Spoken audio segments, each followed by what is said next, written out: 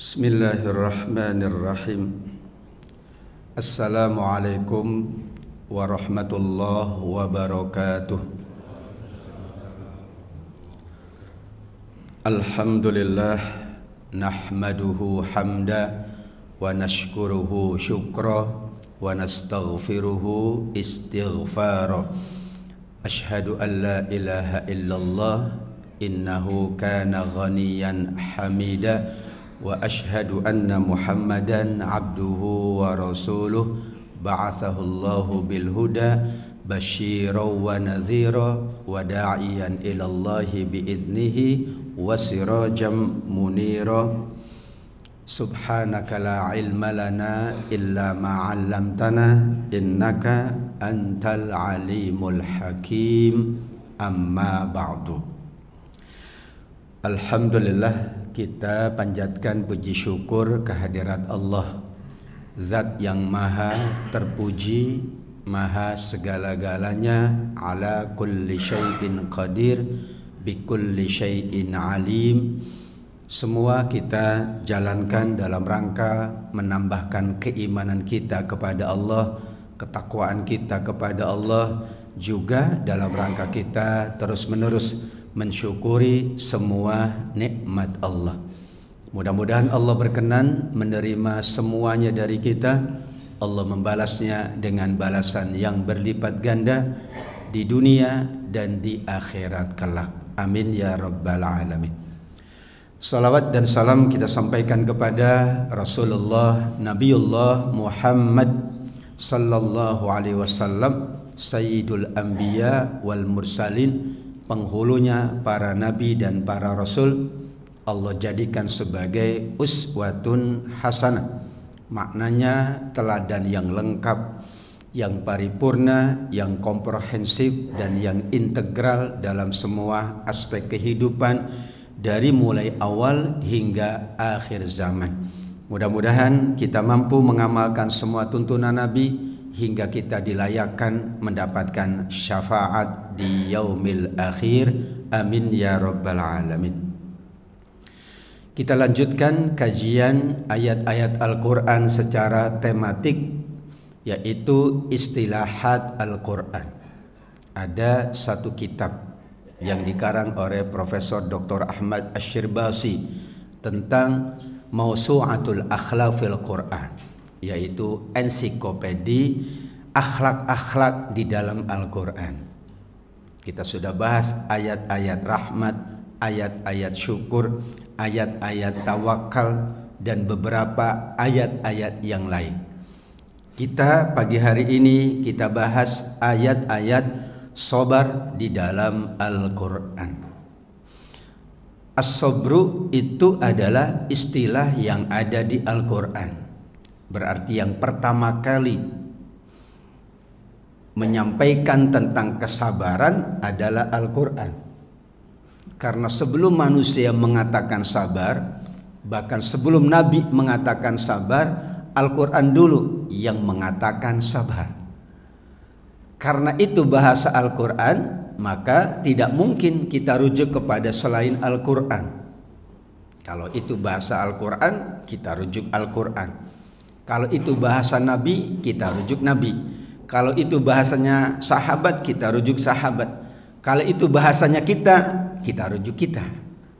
Kita pun berbahasa dan membuat istilah-istilah yang tidak ada sebelumnya. Maka kita tanya orang-orang yang membahasakan tersebut.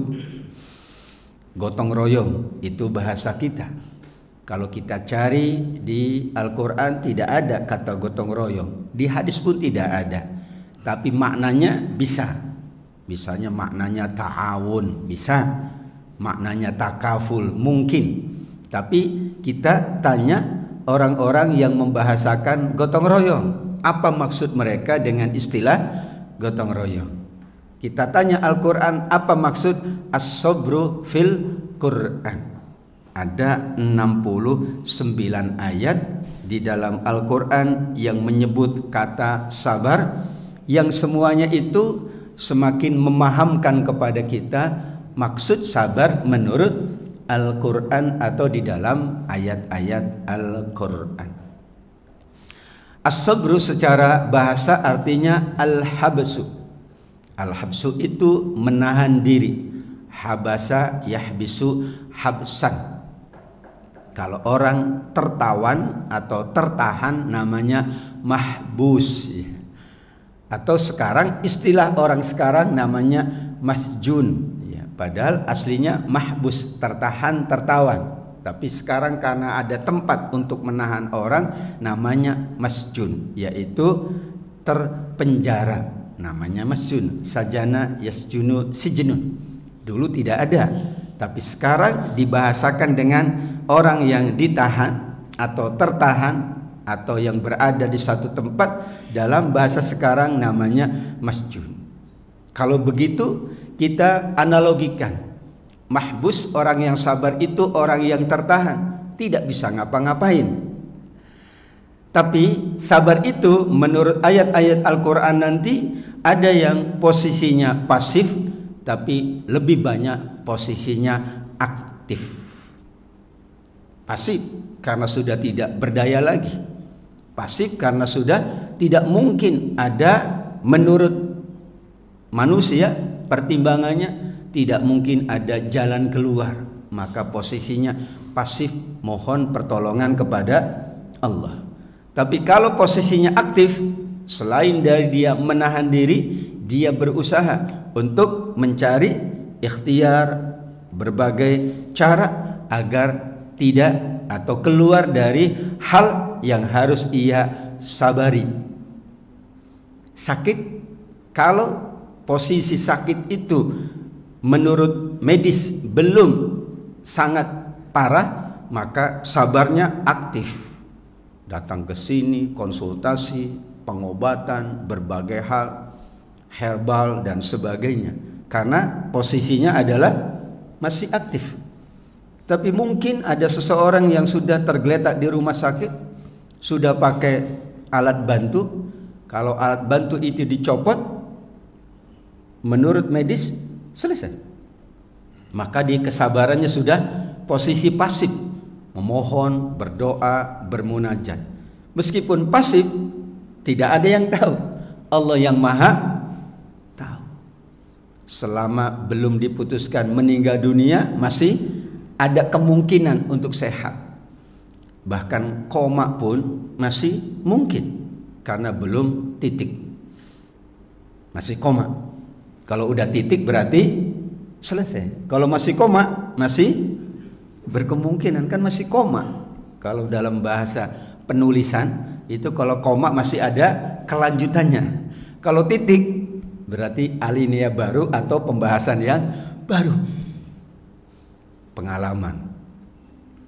Dulu anak saya itu sudah posisinya, ya sudah, saya tanya dokter, probabilitasnya hanya sekian persen, karena hanya mengandalkan alat bantu.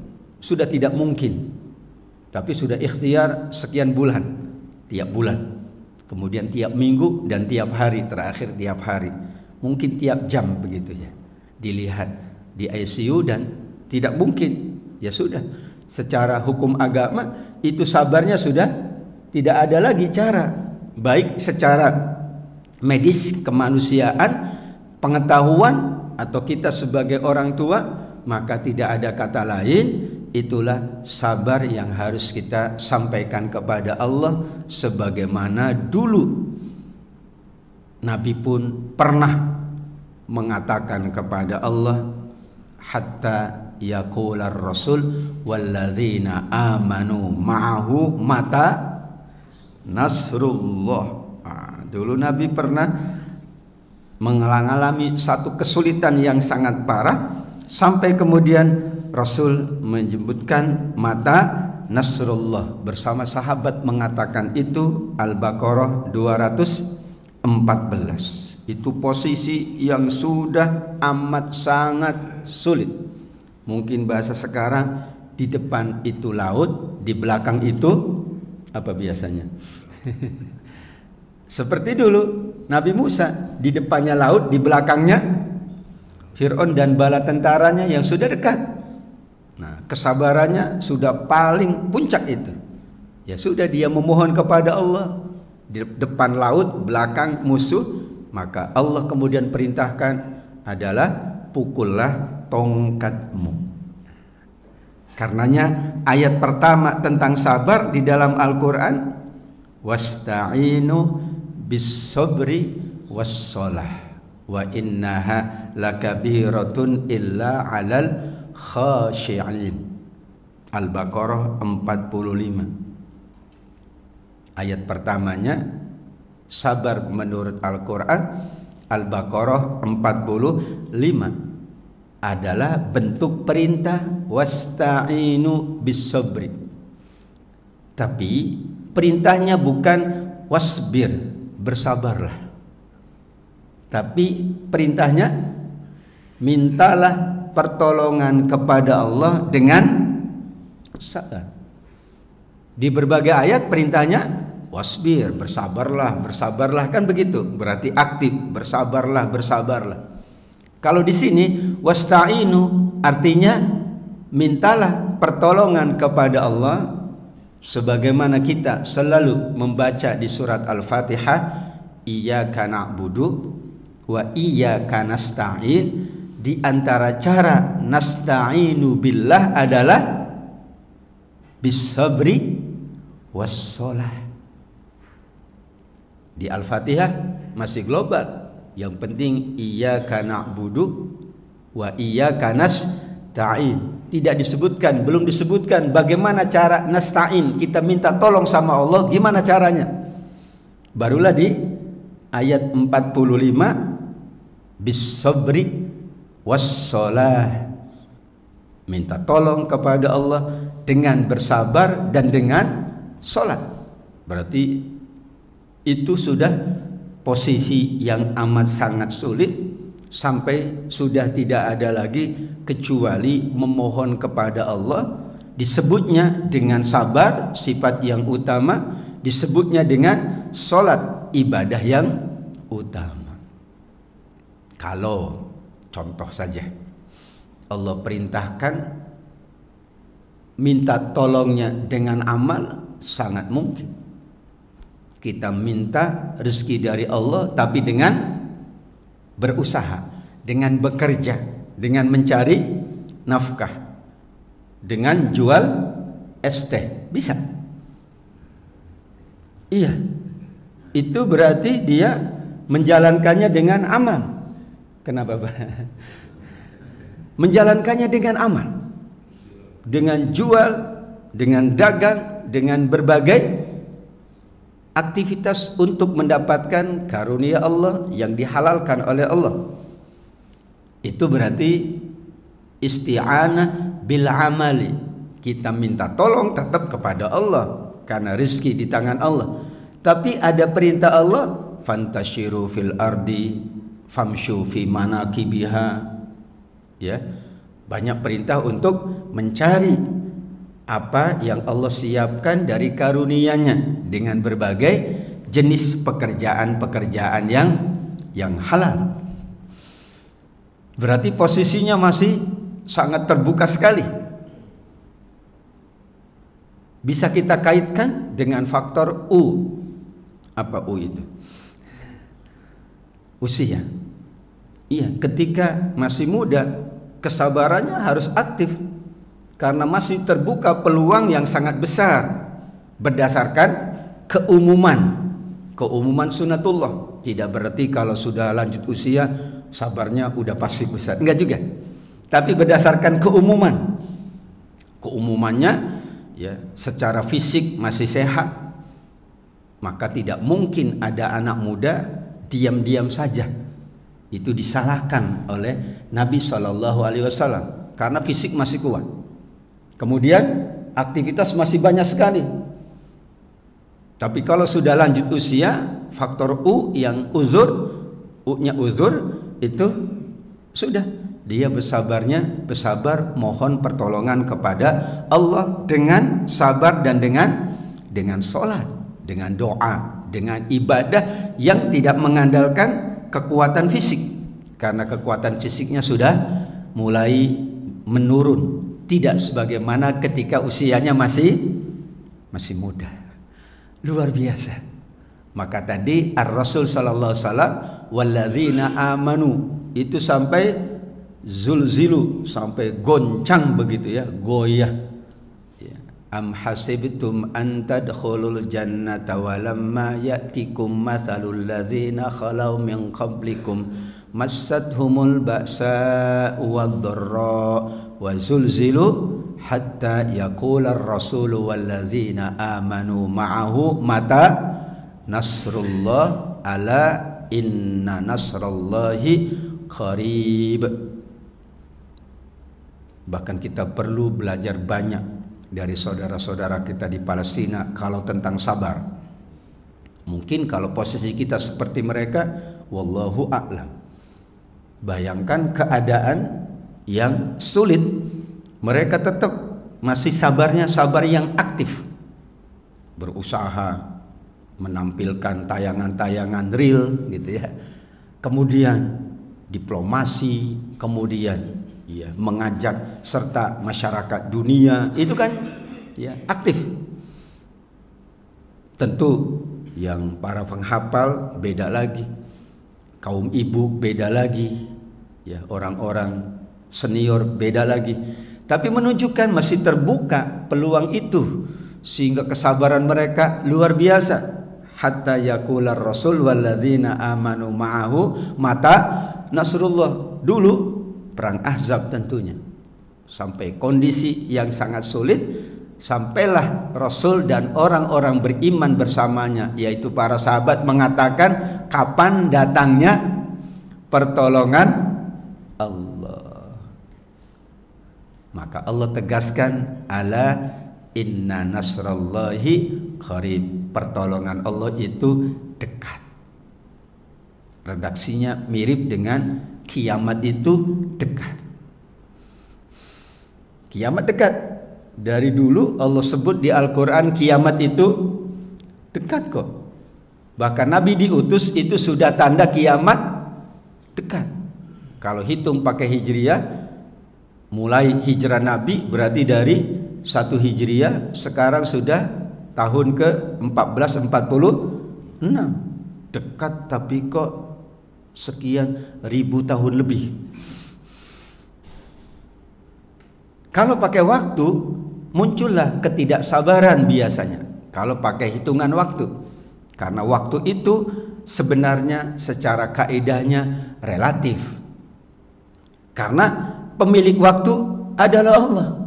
Waqtilafil laili wan pergantian siang, pergantian malam itu Allah yang kendalikan, yang atur. Berarti waktu itu adalah makhluknya Allah. Waktu itu yang mengaturnya Allah. Manusia memanfaatkan waktu. Sampai dikatakan dalam pepatah Arab, man istajala bi syai'in uqiba bi hurmani. Kalau orang terburu-buru, tergesa-gesa untuk sesuatu, bisa jadi dihalangi dari mendapatkannya, dihukumi tidak mendapatkannya. Ini wasta'in bis sabri was shalah. Itu sudah posisi puncak. Maka ayat ini diulang lagi di Al-Baqarah 153 dengan perintah kepada orang beriman, ya ayyuhalladzina amanusta'inu bis sabri was shalah innallaha ma'as sabirin. Kalau Al-Baqarah 45 ujung ayatnya wa innaha lakabiratun illa 'alal khashiin, yang dibahas salatnya. Ayat 153 yang dibahas sabarnya.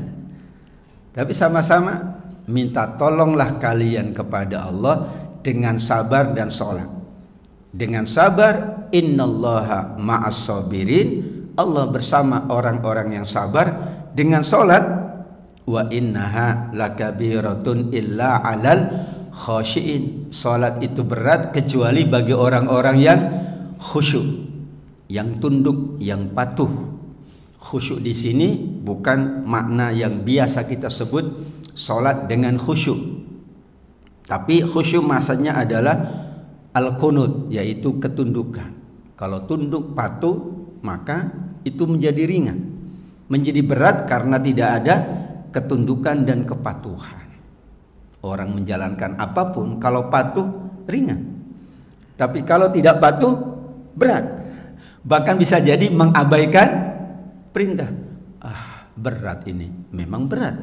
Kalau ringan itu namanya tidak melakukan apa-apa. Salat disebut oleh Allah lakabiratun, sangat berat, kecuali bagi yang khusyuk, artinya yang patuh kepada Allah. Bagi orang yang patuh, yang setia, jam 12 malam pun ringan. Tapi bagi yang gak patuh, jam 8 malam pun sudah ngantuk. Bagi yang patuh, jam 4 pagi bangun ringan. Bagi yang gak patuh, jam 6 pagi pun berat. Kenapa? Karena unsur kepatuhan itulah yang dirasakan oleh para sahabat radhiyallahu anhum ajma'in. Keadaannya sangat sederhana, terbatas, mahbus, ya, tertahan, tapi mereka mampu menghadirkan banyak sekali yang kita akui kebaikan-kebaikannya. Itulah ayat pertama. Sabar menurut Al-Quran adalah wasta'inu bis-sabri was-shalah, baik Al-Baqarah 45 maupun Al-Baqarah 153. Hadirin yang dimuliakan oleh Allah Subhanahu wa taala. Ayat kedua Al-Baqarah 61 ada kesabaran, tapi kesabaran ini malah kesabaran yang ditegur oleh Allah. Karena kesabarannya adalah pura-pura sabar, bukan sungguh-sungguh sabar. Ternyata ada yang pura-pura sabar. Wa idz qultum ya Musa lan nasbiru ala ta'amin wahidin. Bani Israel mengatakan kepada Nabi Musa, wahai Musa, kami tidak sabar hanya dengan satu makanan. Sabar yang bagus? Enggak bagus itu. Karena sabarnya menunjukkan keserakahan. Lah, cuman satu jenis makanan. Padahal itu sudah Allah anugerahkan tanpa usaha mereka.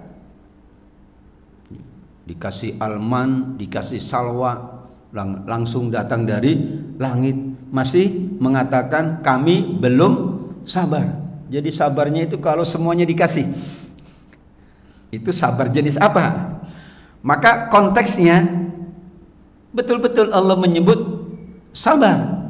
Bahkan mereka berargumentasi lan nasbiro ala ta'amin wahidin, kami tidak sabar kalau cuman satu makanan. Fad'u lana rabbaka yukhrij lana mimma tumbitul ard. Minta lagi sama Allah dong Musa, agar Allah keluarkan dari bumi ini berbagai jenis makanan-makanan. Bahkan di sini ada, ya, ada adas, ada basol, ada timun, gitu ya, ada bawang, ada kacang. Mintanya yang remeh-temeh sebetulnya. Tapi persoalan ayat ini bukan masalah remeh-temeh yang mereka minta. Sudah dapat yang bagus malah minta kacang. Kalau bubur kacang hijau enak. Bubur kacang hijau ya Pak. Tapi konteksnya lan nasbiro, kami nggak sabar. Ini sabar bukan dalam arti yang dimaksud oleh kita, tetapi yang dimaksud mereka sudah dapat kok minta lagi, menunjukkan keserakahan kepada anugerah Allah Subhanahu wa taala. Maka sabar di sini dikecam oleh Allah Subhanahu wa taala. Bahkan mereka dikatakan waduribat alaihimuz zillatu wal maskanah, kehinaan, kemudian mendapatkan murka dari Allah, dan mereka termasuk yang diberikan hukuman oleh Allah.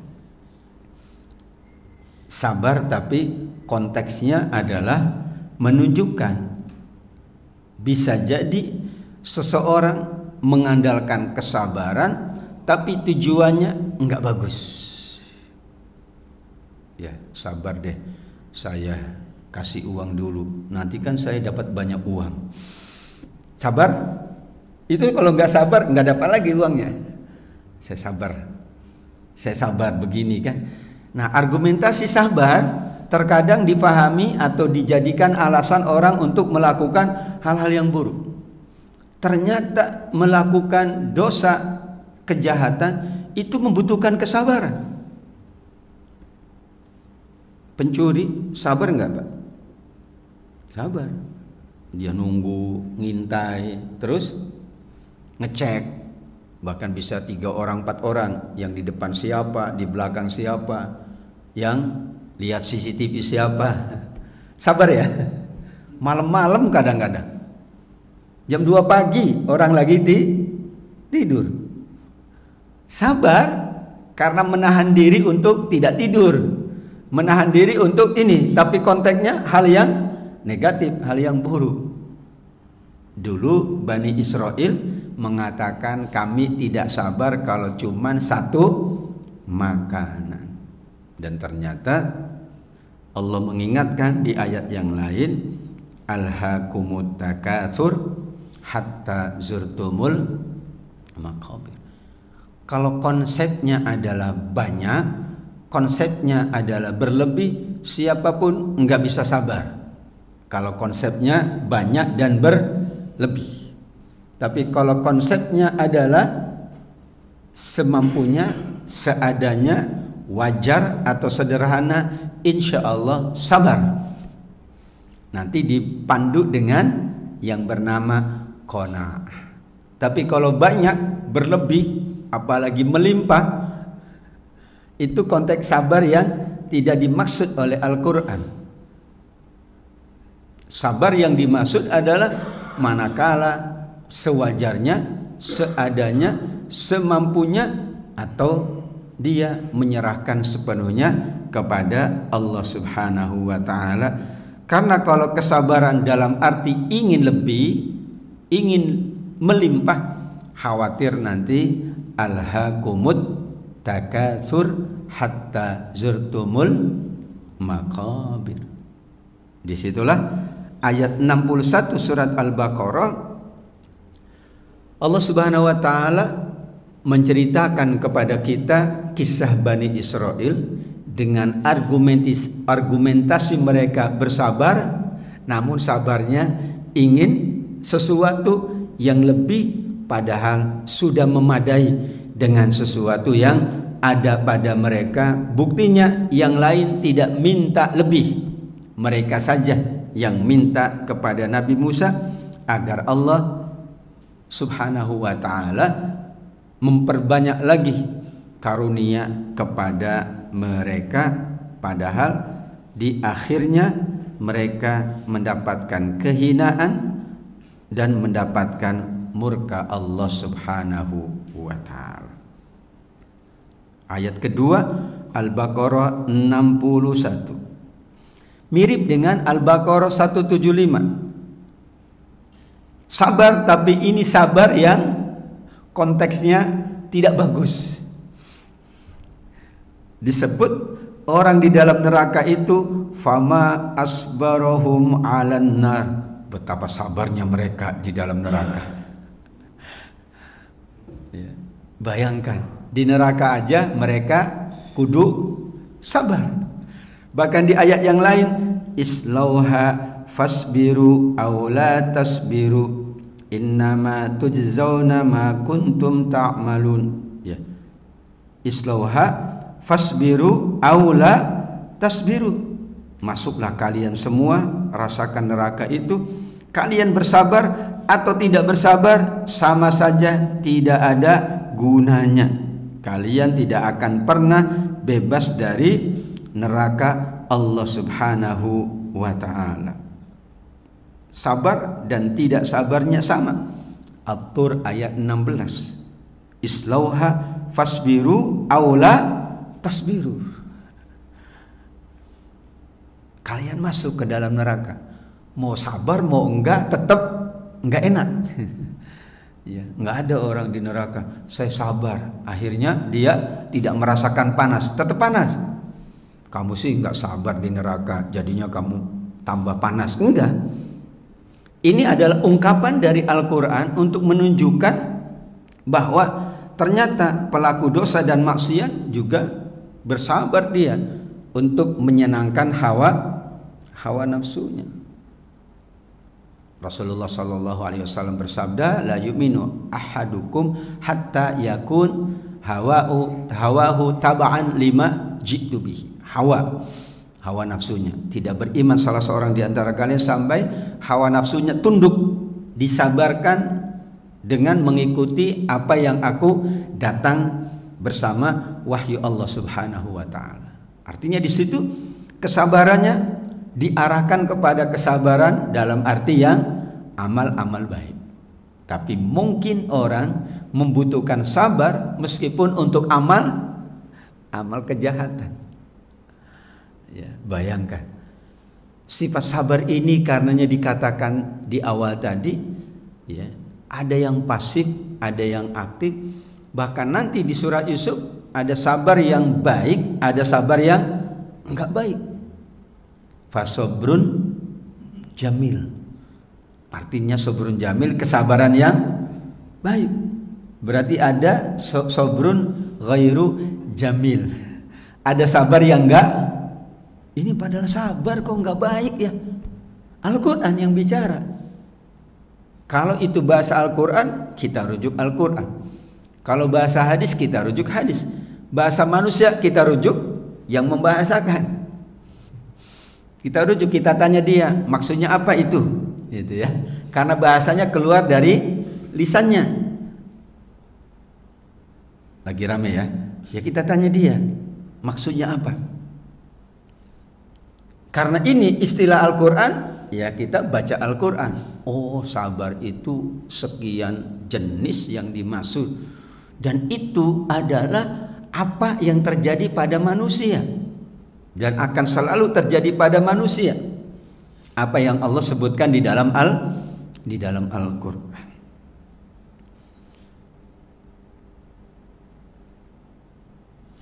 Fama asbarahum 'alan nar, Al-Baqarah 175, ulaika alladzina ishtarawud dhalalata bil huda wal 'adzaba bil maghfirah. Dikasih petunjuk milih dhalalah, dikasih ampunan milihnya azab. Sehingga ungkapan Allah, fama asbarohum 'alan nar, betapa mereka sangat sabar untuk dimasukkan ke dalam neraka. Ya, dikasih yang baik milih yang bahkan bahasanya dikasih ampunan milihnya azab. Ya. Dikasih petunjuk milihnya yang lain. Kalau begitu disebut oleh Al-Quran, dia sabar banget untuk mendapatkan neraka Allah. Padahal ketika sudah masuk di dalam neraka, At-Tur ayat 16 tadi, islauha fasbiru aula tasbiru, bersabar atau enggak tetap tidak akan mengubah keadaan di dalam neraka. Ada yang bertanya, kalau di surga sabar enggak Ustaz? Di surga sabar nggak Pak? Surga itu disebut sebagai darul jaza, tempat balasan. Sedangkan sabar, syukur, tawakal itu beradanya dalam kehidupan dunia.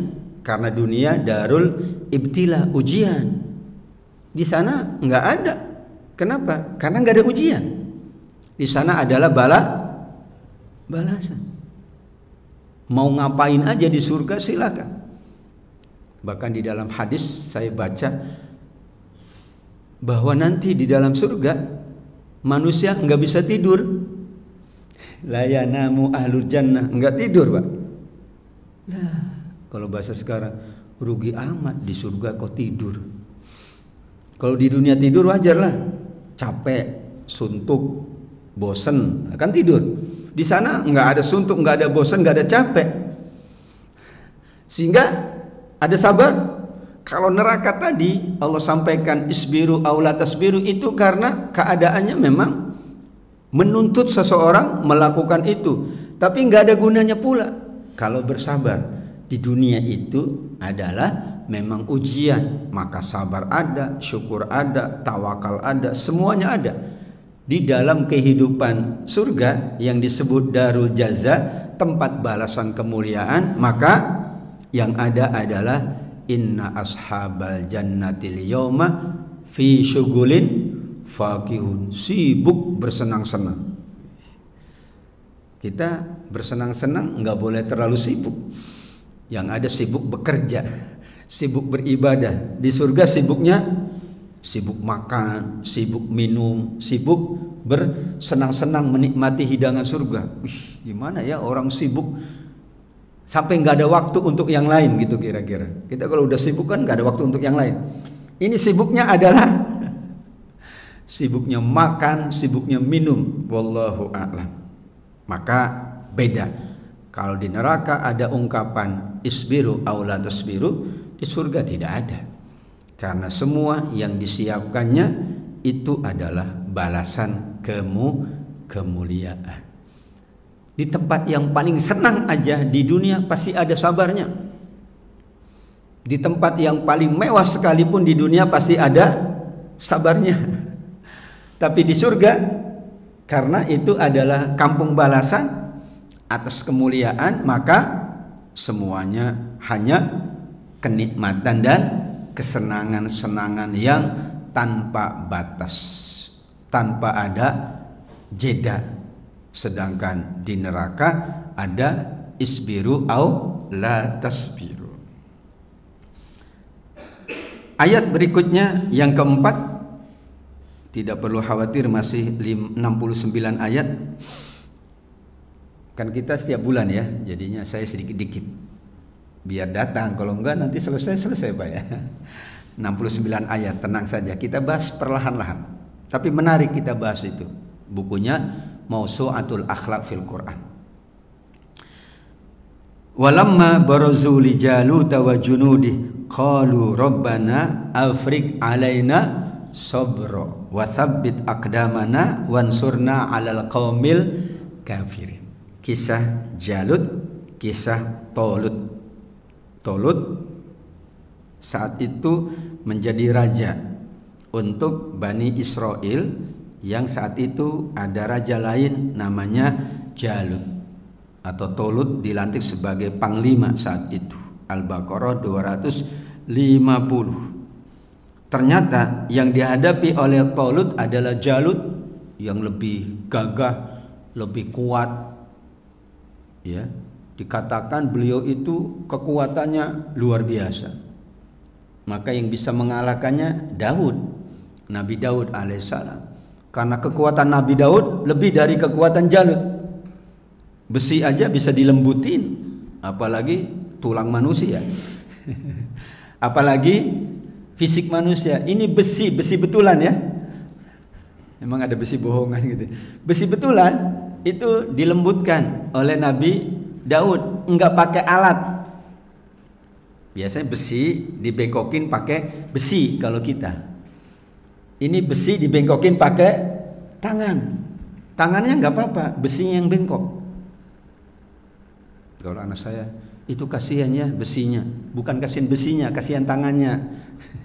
Enggak kasihan besinya katanya bengkok. Ya, kasihan tangannya ya Pak ya. Ya kan capek itu ngebengkokin besi. Ini tangan membengkokkan besi, bukan hanya membengkokkan tapi dijadikan pakaian, yaitu baju besi. Itu kan berat, lebih jelimet lagi. Untuk lengannya gimana gitu ya. Wah, kayaknya kalau dibayangin kita nggak bisa deh, pasti ya. Jadi baju besi kan gimana supaya tahan dengan senjata. Itu desainnya desain apa itu ya. Kalau baju biasa kan sudah banyak polanya. Ini baju besi polanya itu sulit mencari. Disitulah Allah ingatkan doanya Tolut bersama pasukannya ketika berhadapan dengan Jalut, karena jumlahnya banyak dan karena Jalut itu dikenal sebagai seorang yang hebat, yang kuat, maka doanya Rabbana afriq alaina sabra. Ya Allah, anugerahkan kepada kami kesabaran. Nanti ujian mereka memang ujian kesabaran. Bayangkan ini ujian kesabaran yang paling berat. Kalau nanti ketemu sungai, jangan minum banyak-banyak. Ambil sedikit saja. Ya, padahal itu panas, terik, padang pasir dan nemu sungai. Kita kan kesempatan sebanyak-banyaknya aja. Kalau nanti nggak ketemu sungai lagi sudah ada bekal. Tapi perintahnya jangan, kecuali ghurfatan biyadi, hanya setanggup ya tangan saja. Mungkin sekarang ya sudahlah 1 gelas saja. Alasannya kalau mereka minum banyak nanti malas. Ya, semangatnya berkurang. Tapi kalau sedikit namanya juga untuk melegakan, untuk kebutuhan yang bersifat primer, kan nggak mungkin. Itu juga menjadi peristiwa yang sangat dahsyat. Ternyata ada yang minum banyak, ada yang dikit. Yang minum banyak udah jalannya aja sudah mulai gontai. Ya, jalannya kiri kanan, habis itu ngeluh, capek, ngantuk, tidur, nggak jadi. Karena Tolut memahami bahwa ketika dalam keadaan sulit, orang pasti meminta makanan lebih. Tapi beliau mengatakan sedikit saja.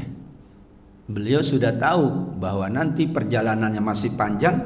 Kalau minum, mungkin kalau sekarang ilustrasinya makan yang banyak, akhirnya di jalan tidak jadi melanjutkan perjalanan karena sudah keberatan di makanan dan minuman yang sudah masuk ke dalam tubuhnya. Subhanallah. Rabbana afrik alaina sabr. Mana yang lain, doa ini adalah menunjukkan bahwa as-sabru minallah.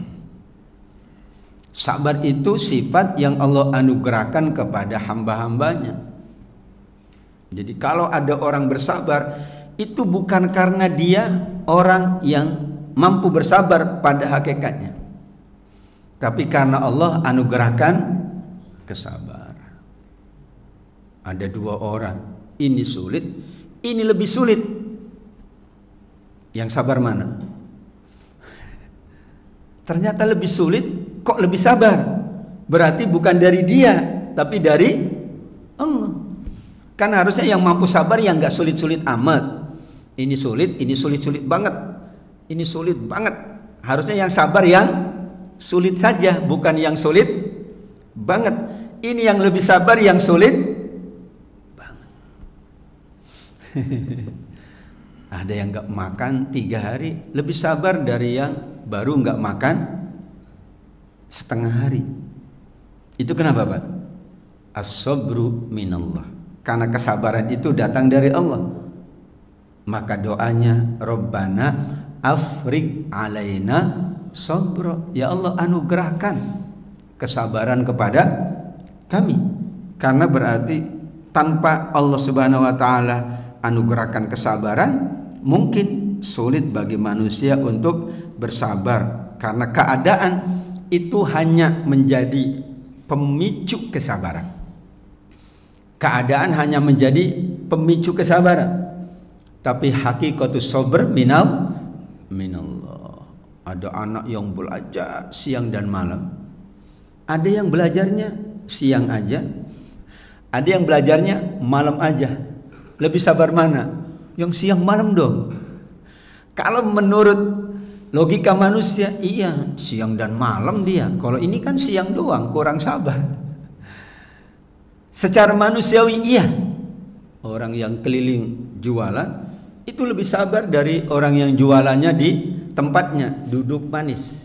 Ada juga kan jualan. Tapi kalau dia manggul bakul jualannya keliling, lebih sabar. Menurut manusia kan begitu. Kenapa dia bisa lebih sabar? Karena Allah anugerahkan kesabaran. Tapi pemicu kesabarannya karena keadaannya amat sangat sulit. Jadi keadaan itu hanya memicu saja.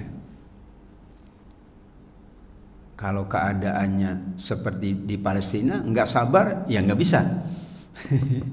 Tapi mereka bersabar karena Rabbana Afrik alaina sabra. Kalau nggak sabar itu ya sulit. Kita melakukan perjalanan macet. Kalau nggak sabar, nggak ada pilihan masalahnya. Memang harus sabar. Tapi sabar itu karena keadaan. Secara lahir ya, orang bersabar karena keadaan yang menuntut bersabar. Tapi hakikatnya as-sabru minallah. Maka saat kita berada dalam ujian, Rabbana Afrik alaina sabra. Ya Allah, anugerahkan kepada kami kesabaran. Karena kesabaran adalah benar anugerah dari Allah Subhanahu wa ta'ala.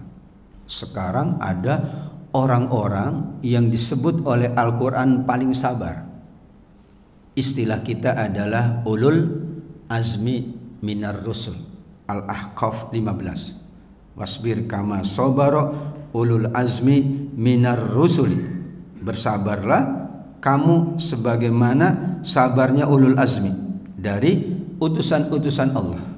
Suratnya Al-Ahqaf 35. Fasbir kama sabara ulul azmi minar rusul. Ini dahsyat. Bersabarlah engkau wahai Muhammad seperti sabarnya ulul azmi dari kalangan Rasul utusan Allah. Berarti sudah teruji. Keadaannya adalah keadaan yang menuntut sabar. Tapi mereka selalu minta kesabaran sama Allah. Jika tidak, Allah tidak tetapkan di dalam Al-Quran mereka orang yang paling kuat, yang paling teguh, yang paling sabar. Al-azam itu maknanya banyak ya. Bisa azam itu tekad, ya kesungguhan, bisa kesabaran. Tapi sering kita sebut ulul azmi dari kalangan para rasul itu karena kesabaran mereka yang paripurna. Sampai Nabi sendiri, Nabi Muhammad, fasbir, sabarlah engkau wahai Muhammad, kama sabaro ulul azmi minar rasul, seperti sabarnya ulul azmi dari rasul-rasul sebelummu wahai Muhammad. Berarti kalau kita bersabarlah wahai umatnya Rasul seperti sabarnya Rasulullah Sallallahu Alaihi Wasallam. Kalau berat seperti sabarnya para sahabat, masih ketinggian seperti sabarnya para tabi'in, masih tinggi juga. Ya udahlah, seperti sabarnya orang-orang soleh saja. Berarti mereka sudah teruji karena Nabi sudah menyebutkan di dalam hadisnya, ujian paling berat adalah al-anbiya, asyadul bala al-anbiya. Ujian paling berat itu para nabi. Berarti kesabaran mereka tertinggi karena ujiannya paling berat. Cuman kadang memahami ujian kan pakai logika kita. Kayaknya saya yang paling banyak ujian tuh. Ya Allah, berat banget ujianku, bertubi-tubi. Ke orang lain kayaknya nggak ada ujian. Mulai menganggap dia yang paling banyak ujiannya. Yang lain nggak ada ujian. Saya kurang apa ya Allah? Kayaknya saya itu udah banyak ujiannya. Bahkan hidupku hanya ujian. Tuh mulai. Dia lupa yang menguji Allah pasti nggak salah. Kalau yang menguji manusia suka salah. Kalau yang menguji Allah itu pasti benar. Kamu diuji sesuai dengan kemampuanmu ya. Tujuan ujiannya baik kok, tenang aja. Jadi jangan melihat orang lain. Masing-masing manusia ujiannya sudah disesuaikan oleh Allah, enggak bakalan melebihi dari kapasitas. La yukallifullahu nafsan illa wus'aha. Kalau melebihi kapasitas barulah hatta yaqular rasul walladzina amanu ma'ahu mata nasrullah. Itu karena sudah melebihi kapasitas barulah memohon kepada Allah. Tapi insya Allah karena yang menguji adalah Allah, maka kita sangat yakin ujian itu sesuai dengan kemampuan manusia. Tidak pernah Allah salah menguji. Shadaqallah, Allah maha benar. Ujiannya sudah disesuaikan.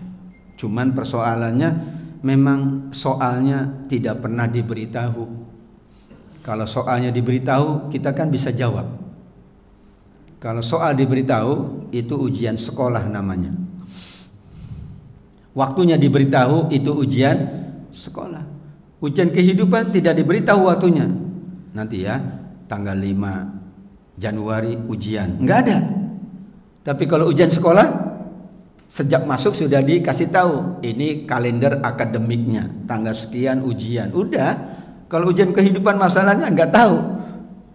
Padahal sudah Allah beritahu sebetulnya bahwa wa nablukum bisyarri wal khairi fitnah di surat Al-Anbiya, bahwa ujian Allah itu bisa jadi dengan al khair, bisa jadi dengan asyar. Berarti setiap saat ujian Allah. Cuman manusia menganggap ujian itu bentuknya kesulitan, bentuknya adalah hal-hal yang berkurang. Padahal bisa jadi kenikmatan dan kebaikan itu ujian dari Allah Subhanahu wa taala. Al-Anbiya 35. Berarti kita tidak tahu masalahnya.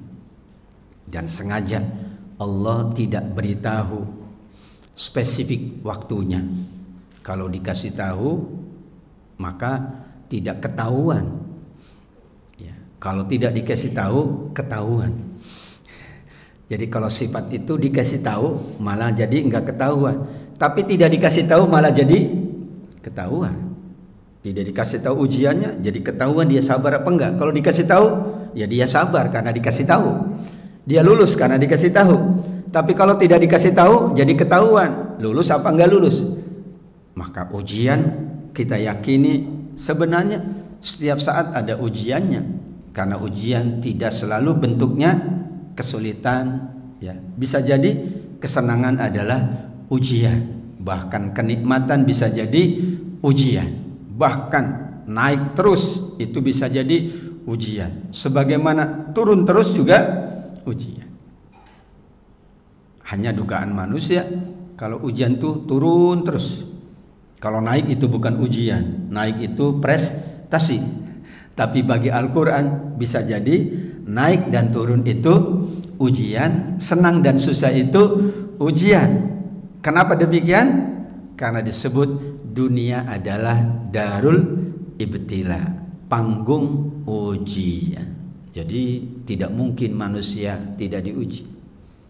Kalau dulu kata kiai saya waktu di Gontor, ya, berani hidup tak takut mati.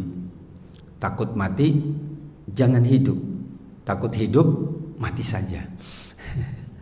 Ya memang pasti orang hidup ada kematian. Kalau tidak mau mati ya jangan hidup. Berani hidup tak takut mati. Karena pasti orang hidup bakalan mati. Takut mati ya jangan hidup. Takut hidup mati saja. Kalau nggak mau diuji ya nggak usah hidup. Karena uji hidup adalah tempat ujian. Itu yang saya ingat dulu. Berani hidup tak takut mati. Takut mati jangan hidup. Takut hidup mati saja. Itulah ungkapan dari para kiai menguatkan semangat para santri dulu agar memahami dan memaknai kehidupannya lebih baik. Dan tentu ya namanya dunia ujian, balasan itu ada dalam kehidupan akhirat. Insya Allah bentuknya rahmat Allah, ampunan Allah dan surga Allah untuk kita semuanya. Amin ya rabbal alamin. Sadaqallahul aliyul azim. Sampai di sini dulu apa yang bisa kita bahas pada kesempatan pagi hari ini. Masih tersisa banyak ayat, tidak perlu khawatir ya, Al-Qur'annya tetap ada bersama kita. Bahasanya juga insya Allah kita lanjutkan. Mudah-mudahan bermanfaat untuk kita semuanya. Barakallahu fikum wa nafa'ani wa iyyakum bima fi minal ayati wa dzikril hakim. Aqulu qouli hadza wa astaghfirullah li wa lakum wa sallallahu ala Muhammad wa ala alihi wasallam walhamdulillahi rabbil alamin. Kita tutup dengan doa penutup majelis. Subhanakallahumma wa bihamdika asyhadu an la ilaha illa anta astaghfiruka wa atubu ilaik. Wal afu minkum. Wassalamualaikum warahmatullahi wabarakatuh.